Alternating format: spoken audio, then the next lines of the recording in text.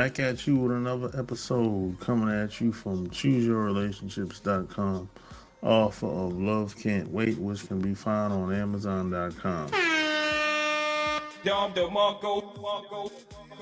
So,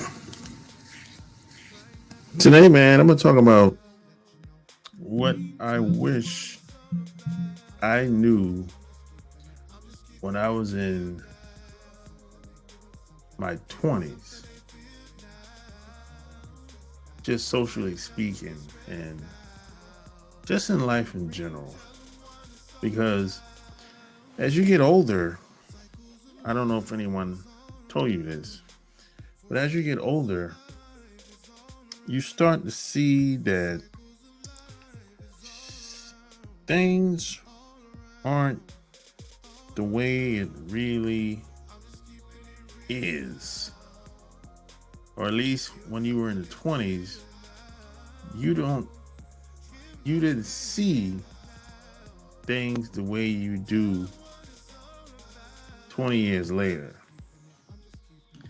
And I didn't have anybody around to tell me that. And one of the main reasons why, because I was away from home. I was far away from home. And I'm from a small town.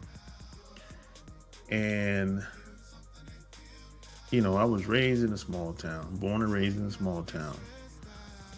And at the time, I was living in a big city.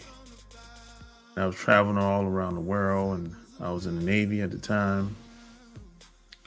So it ain't but so much my parents can tell me, because they've never been in the military and they've never traveled overseas that I know of. I could be wrong about that, but I don't think they've ever traveled overseas before. I mean, they've never lived in a big city. My mom tried to live.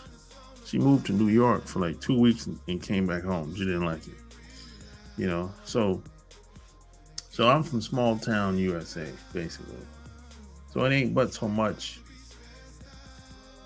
your parents can tell you. They can only tell you what they've experienced or done or seen.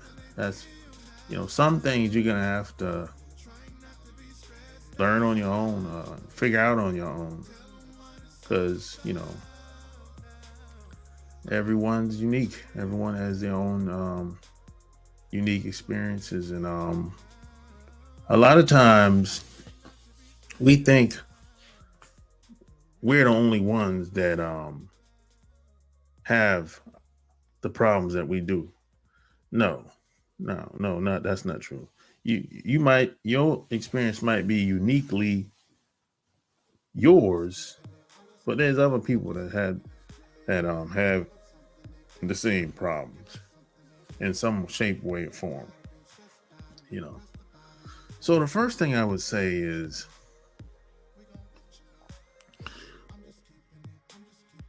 I wasted a lot of time in my 20s. Once I look back on it today,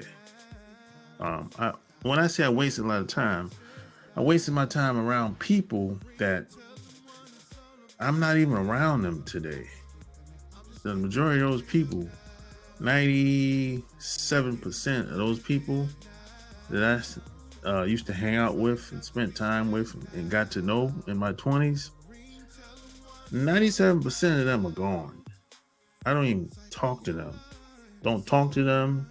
Don't see them today. And I look at that as kind of that's a loss. It was a total waste of time. And I'm not saying my time is better than their time. That's not what I'm saying at all. But I would much prefer to spend my time, the majority of my time, around people that, at least some of the people that I think are going to be around for the long term.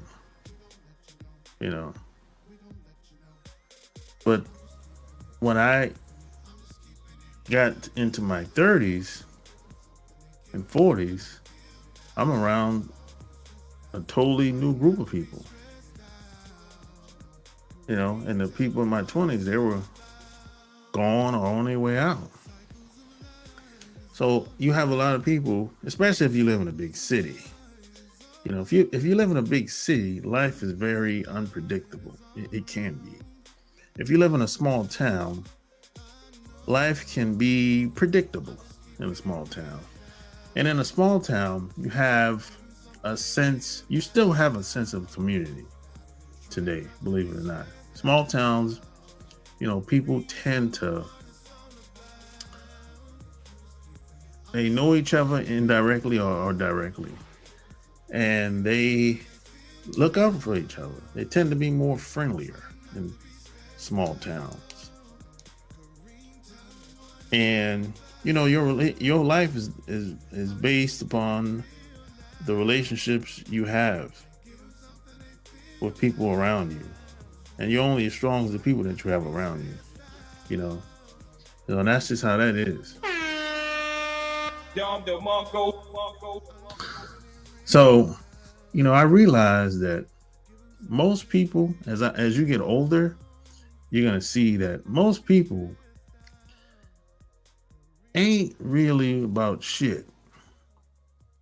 They ain't really, they're not really worth a damn. You know, now you're not gonna see this in the 20s if you're going about your life as I did, because I was just basically in my 20s, I was just having a good time. I was traveling. I was in the Navy for half of my 20s. So I was basically trying to find my way once I got out. Once I got out the Navy, I was like 26 years old. And in my late 20s, I was basically trying to find my way, where I was going to live at, where I was going to settle at, you know. But by the time I hit late 30s, I realized most people, the older they get, the worse they get.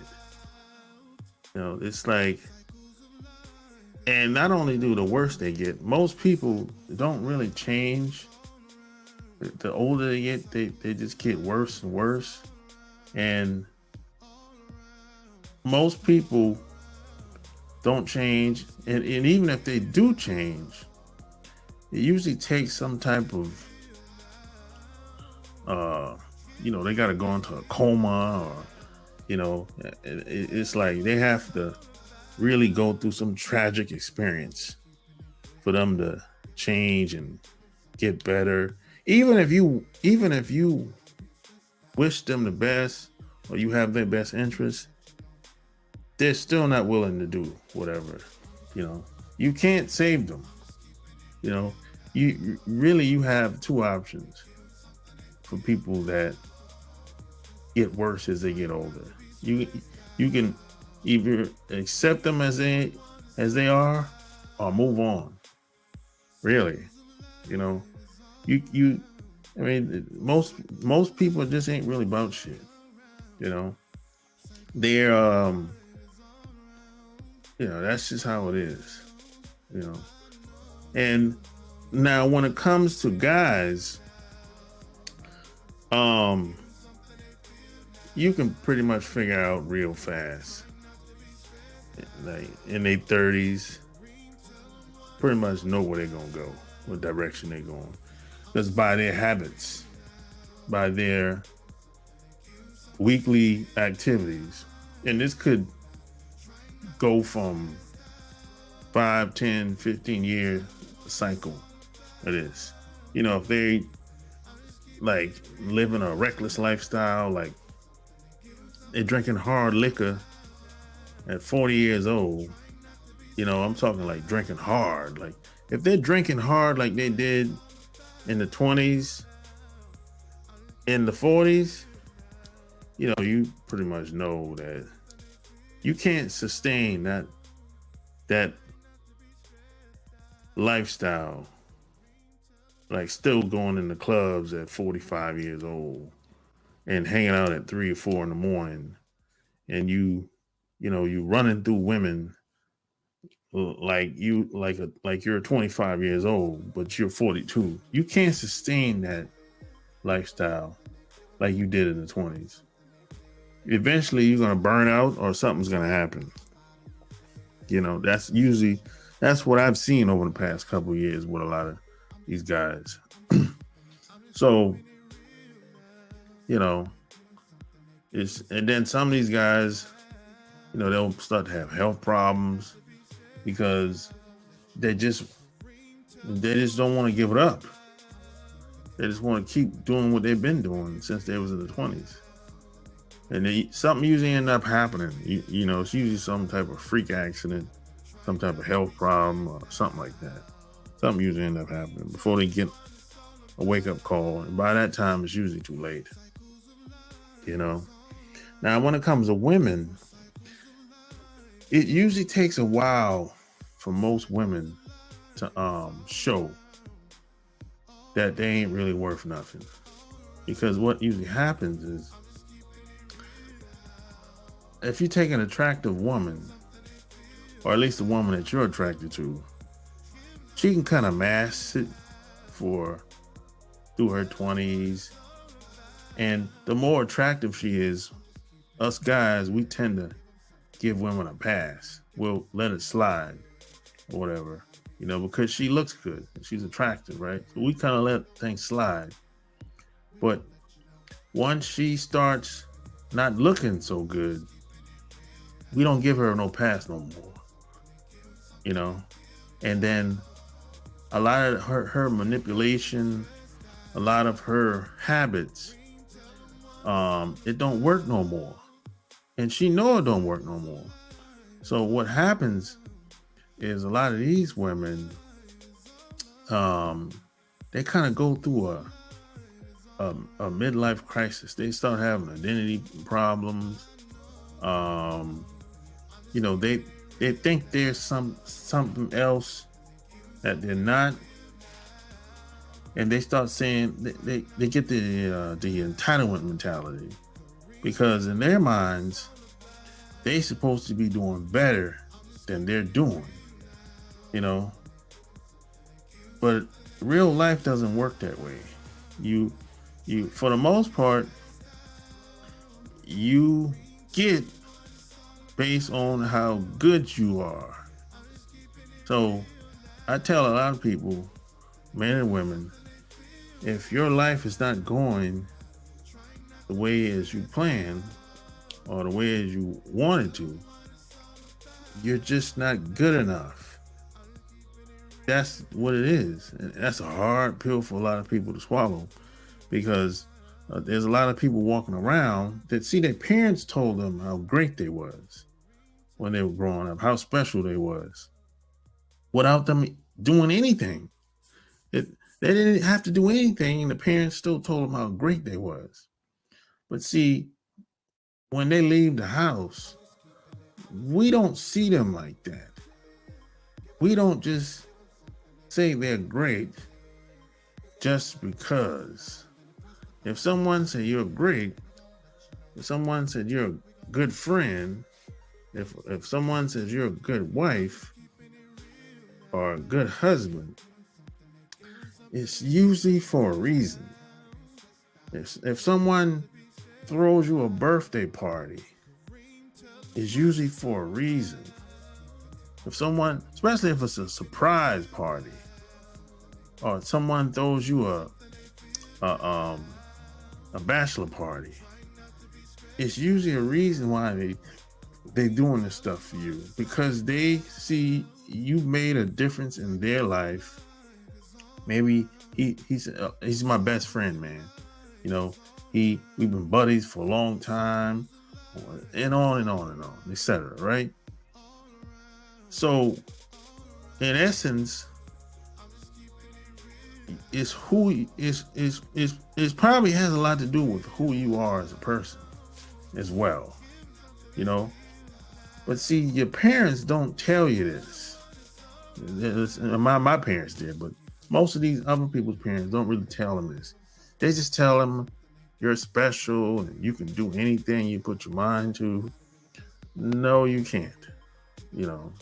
Now you can attempt to do whatever you want, but you can't. The parents say, hey, you can do it. You can do everything you want. You can't do everything. It's impossible. It's physically impossible. Now you can do some things great, you know. Now if you're wealthy, now you can do everything you want. You can attempt to do everything you want, but it ain't happening unless you're wealthy. But to see, so you have a lot of women, men and women, but I'm gonna say women for this case because I'm a man that like women.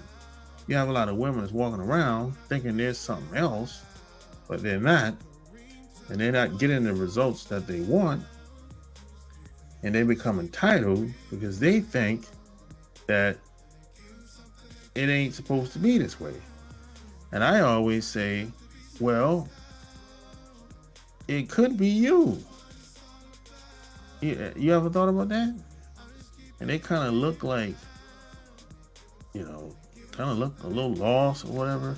I said, there comes a point in time where all of us, me, you, we have to face reality. The reason why things didn't turn out the way you would like, because you're just not good enough. You're not that type of woman. You're not that type of dude. Even me, when I was growing up, I always wanted to play basketball in high school. And I did, but I would have made the team, but I would have never started. I would have been on the bench because I just wasn't good enough. I wasn't good enough to compete against these other guys that I grew up around. And I played against these guys on the weekends, because I used to go to their house and they used to come to my house. So I knew I wasn't good enough. I just knew it. The coach even told me. He said, you make the team, but you're not going to play. You're going to be on the bench. So once I faced that reality, I made a decision not to even try out because I want to play. I don't want to be on the bench, and see, that's a hard pill for a lot of people to swallow, that because people don't want to be accountable, don't want to be responsible, because once you do that, you have to do something to get better. And most people, they don't really want to change anything. They want everything else outside of them to change. They want us to change, but they don't want to do anything. Because see, that depends, and that has a lot to do with how they were raised. They were raised to just seek out other people, and point the finger, and none of that shit works. See, I was raised find something that works and blow it up. That's how I was raised. Find something that works and work it until you can't work it no more. And when it stops working, adapt and keep doing the same thing over again. See, that's how I was raised. Most people were raised to just talk and blame people, and it's a total waste of time. I'm about that action. That's how I was raised. I'm about that action. Nothing happens. This episode is brought to you by Manscaped.com. They just launched their brand new Ultimate Premium Collection, and they just hooked me up. You get the body wash, shampoo, conditioner. You get deodorant. You even get the lip balm, and you get the body spray. So all you got to do is go to manscaped.com and use the promo code CAN'TWAIT20. That's CAN'TWAIT20, and you're going to get all of this.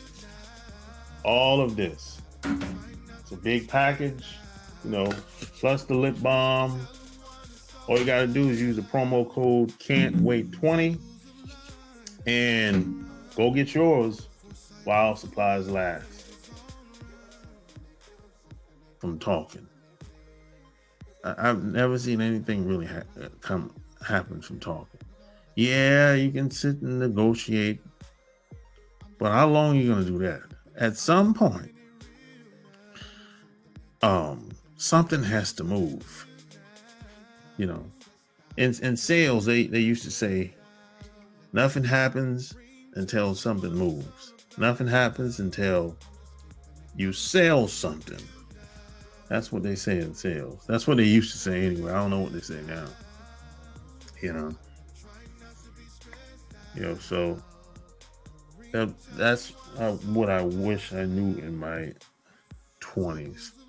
And another thing I would say, and you know, I came to this conclusion once I started traveling and traveling the world really, and meeting different people from all walks of life. And I realized, man, that everywhere you go, there's no perfect place. There's no perfect place. You know, I'm not one to say and preach that, hey, just go to this country and you'll be better off. I don't know about that. Now, I think that's more of an individual thing. Now, are some places more sociable than others? Yeah. But I'm not going to guarantee another man based on my experience that he'll be better off when he gets there. There's a lot of that going on online, on YouTube. You have a lot of people that's telling people, man, just get your passport and go over there. You don't gotta have no street smarts. Just be yourself. And a lot of those people are gonna get taken advantage of. Because you know, there's a lot of naive people out here. And this is one thing I learned, even those people that give advice like that, they'll tell you, hey, just get your passport and go over there. You don't need no street smarts. You don't gotta have no game. You good. Even those people get taken advantage of. But the only difference is they don't talk about it. They don't talk about it. They will never tell you that they got taken advantage of, or they got robbed, you know. And that there's no perfect place, man. There's some places that are much more sociable. You have more, being that you're from North America, or just America in general, you have more social status, you know, but there's no perfect place. You know, there's pros and cons every place you go. You know, things are much slower. You know, it's in other places. So I'll give you an example. As far as conducting business or paperwork or visas and you know, citizenship, establishing citizenship in these other places, the paperwork is the same, but they go about it in a different way. And it takes longer in in most countries, I would say, you know. But, you know, there's ways to get around a lot of this stuff, you know. Now, if you're starting a business in another country, now that's a different story right there. That process usually go by pretty fast, because there's a lot of countries that they actually want people to start businesses. They want you to come over. So if you if you have a business in some of these other countries, you get a visa the same day versus if you're just the average Joe, that could take days, weeks. You know, it just depends on the country. But if you if you got a business, or if you bought property, like a house or condo or something like that, you get a visa same day. Yeah, that's so there's ways, pros and cons. You know what I'm saying? You know, but there's no perfect place. You know, America ain't definitely North America definitely ain't perfect. We know that. But these other countries, they have some of the same problems that we have over here, especially when it comes to the black people that's over there. You know, the only difference I've seen is here in those other countries, this is their mentality now. They're the same. This is how they think.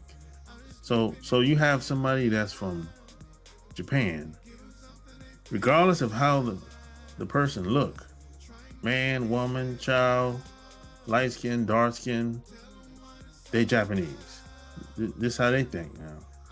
And Colombia, same thing. I met a bunch of people from Colombia in America, but they think, you know, we're all Colombian, whether you're dark skin, light skin, whatever, Afro, whatever they want to call themselves. You know, Dominican Republic, same thing. You know, Brazil, same thing.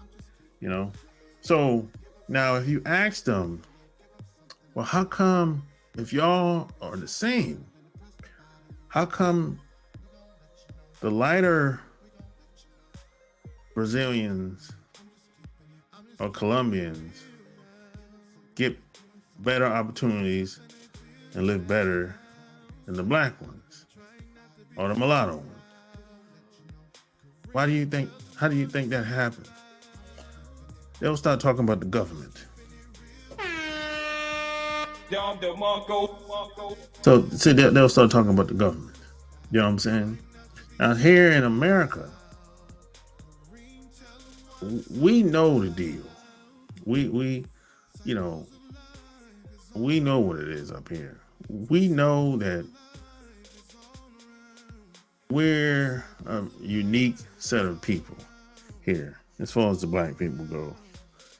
And we know that these other people are competing against us. And we don't really have no friends. So we basically still fighting out here. We're the only people that's still fighting. Everybody else is pretty much giving up. That's from what I've seen, you know, in my 25 years of traveling and everything, you know. And when it comes to the women, most women, and I think I meant every type of woman you could probably think of, from the working girls to the traditional woman to the strippers to the, you name it. I meant every type of woman. And they speak multiple different languages from different countries and everything. But what I would say is this. It really comes down to, it's all about the relationship you have with the woman. That's what it really comes down to at the end of the day. It's all about the relationship you have and the connection you have. Or you might not have no connection with her.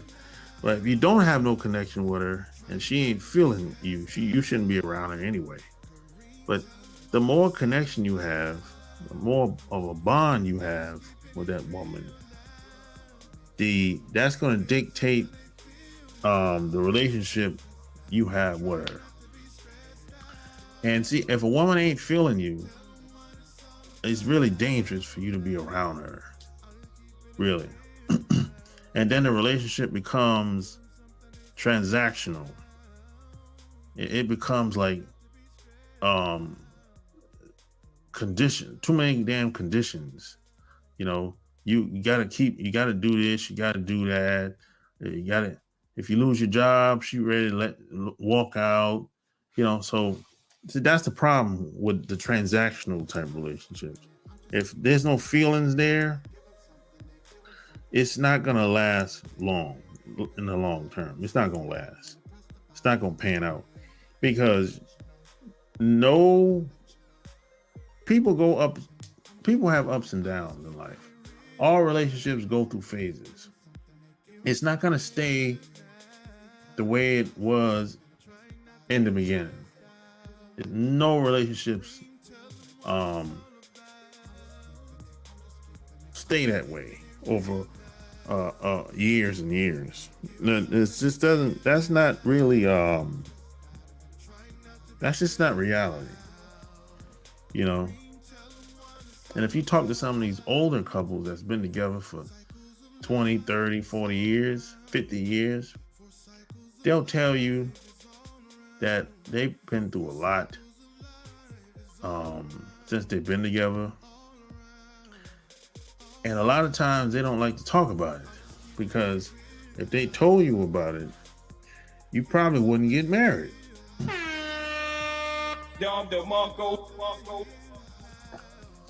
That's the truth. You know, at the same time, these same parents don't tell their kids the truth. And so they kind of setting their kids up for failure.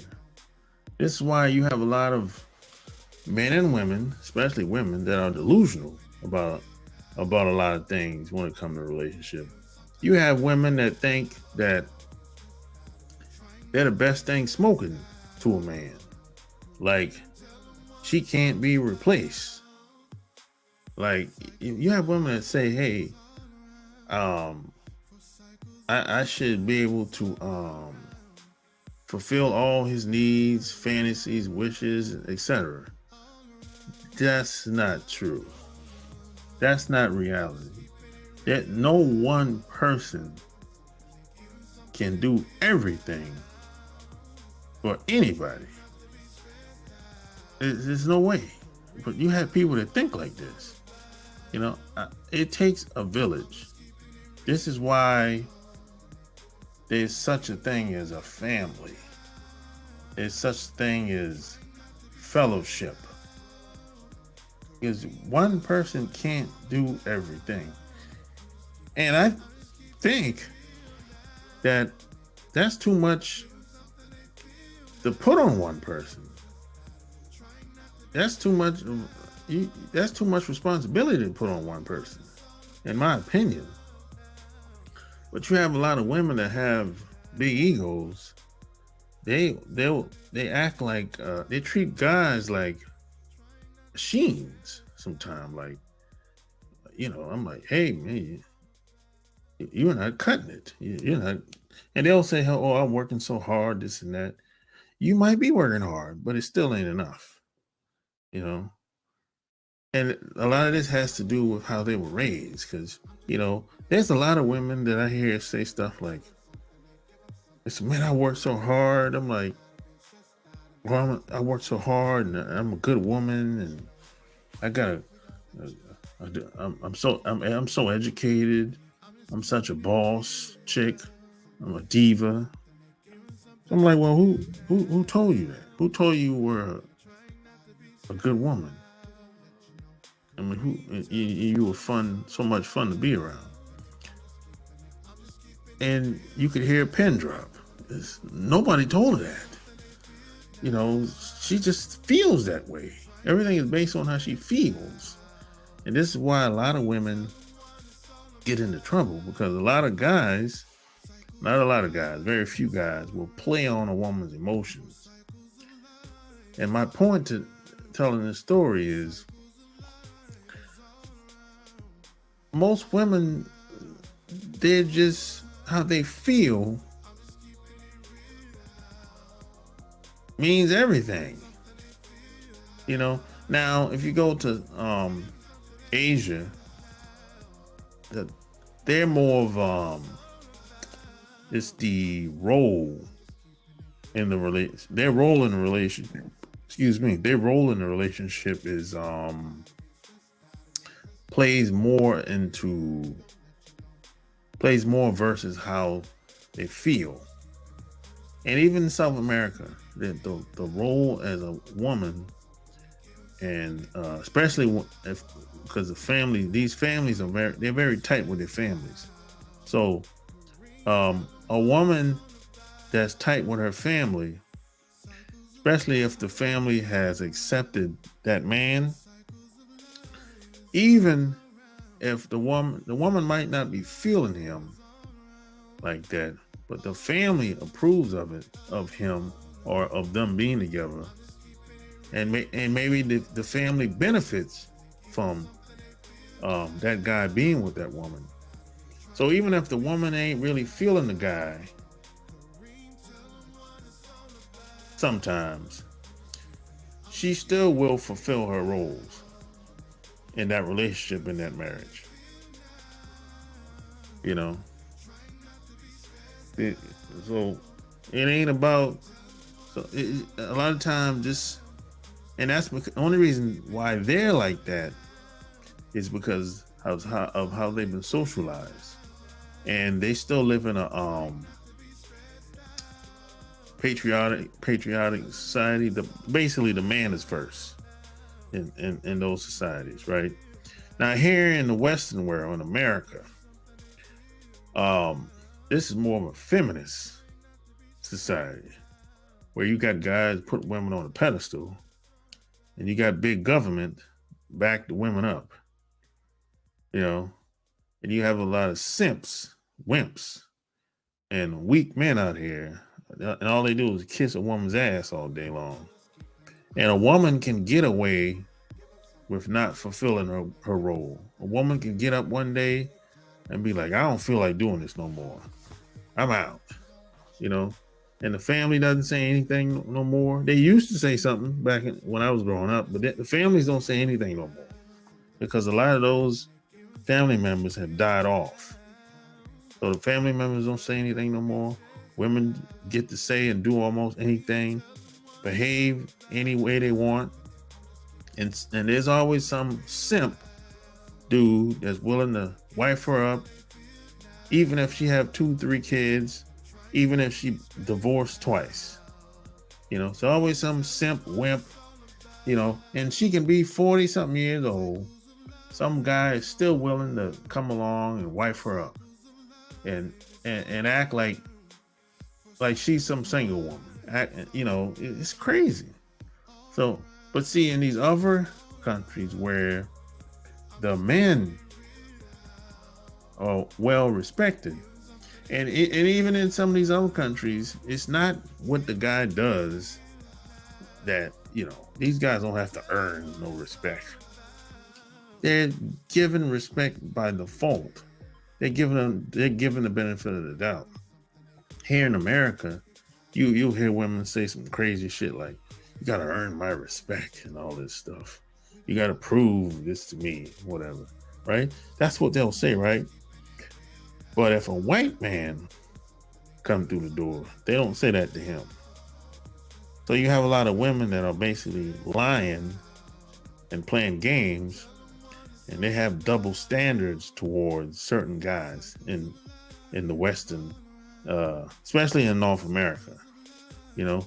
And these other women that come over here over a long period of time, they'll start to pick up on a lot of these Americanized views and ways of doing things, because this environment supports those type of activities, those type of behaviors. You know what I'm saying? This is why you have to have your own little environment. You have to create your own little environment where if a woman wants to be with you, she has to plug in to what you have going on. Now, the problem is if you don't have anything going on, you have to create something. You know, you have to create your own little world. You know, and women, and it has to be attractive to a woman. They have to buy into what you have going on. And this is what I wish I knew in my 20s. See, when I was in my 20s, I didn't really understand the power of influence, the environment, and power. I didn't really understand that. I didn't really understood that until I got out the Navy. You know, because when I was in the Navy, I learned that sometimes it's not about you all the time. Sometimes it's what's behind you that's attractive to a woman, or just people in general. You know, sometimes it's not really about you all the time. You don't have to make it about you all the time. You can make it about the group. You know, in these other countries, you know, they always say, what can I bring to the group? It's all about we in these other countries. In America, it's all about me. In other countries, they say, hey, what can I bring to the group? That's how they talk. What can I bring to the group?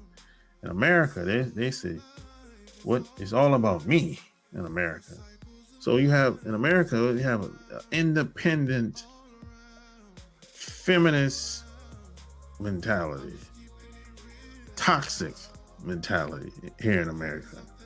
You know what I'm saying? You can't sustain that over a long period of time. That's the problem with that independent, feminazi, toxic way of thinking. You can't sustain those relationships and those friendships. You know, the group thing in America that's not supported. I'm not saying people aren't doing it. Of course, people are doing it, but you can't sustain that. You know, and it's mainly like that in the big cities. Small towns, it's mostly communities and families. You know, and they focus on the group in these small towns. That's why, because in small towns, most people know each other. You know, but in these big cities, no, it's usually an independent way of thinking. You got feminazi, toxic, weak men, and you got the feminazi, masculine women, and both of these sides, men and women, they're meeting people in these big cities, and you wonder why they can't get along. Because it's like it's hard for these two sides to get along when you basically have a woman. You have a woman that looks like a woman, but she don't act like a woman. She act more masculine than most of the guys. So the only way a woman that stays in her masculine most of the time can stay with a man is if he's beta and he doesn't have a problem with being dominated. You know, that's the only way that type of relationship can work. But if you're the type of guy that feels good about yourself, you're a confident guy, you're not going to be able to stay around a woman that's in her masculine all the time. Y'all gonna bump heads, and it's not gonna end up well, because you're gonna be looking at her like you know, she's like a threat to your manhood. So that's not gonna work. You know, at least I never seen it work. You know, most guys want to be around women that are very feminine, very soft, sweet, nurturing, caring, the capacity to love, respect. You know, they care about family. They want kids. these are the type of women that us guys, the masculine guys, gravitate towards. We don't gravitate towards women that are very masculine and combative. That's not attractive to us. And after a while, a lot of these women start looking like men, and they, a lot of them get sick, have high blood pressure, get cancer. They bodies just get over. Some get fat, and by the time they hit 40s, some of them don't even make it to 40 before they start getting sick. Their bodies just fall apart. We don't want that. We don't even want to. We don't even want to lay up with a woman that's like that. I mean, she ain't attractive no more. You get turned off. So these are just some of the things I wish I knew when I was in the 20s, And I'm probably gonna make a series. The next video is probably gonna be about what I wish I knew in the 30s, and then I can also talk about what I wish I knew before I hit 40s. So maybe I'll make this a series. We'll see. We'll see how it goes. You know what I'm saying? So hey, share this episode. Tell me what you think. And till next time, I'm out. Peace.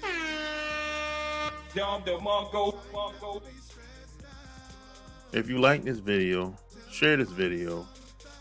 And if you want to support my channel, click the thanks tab and leave me a donation.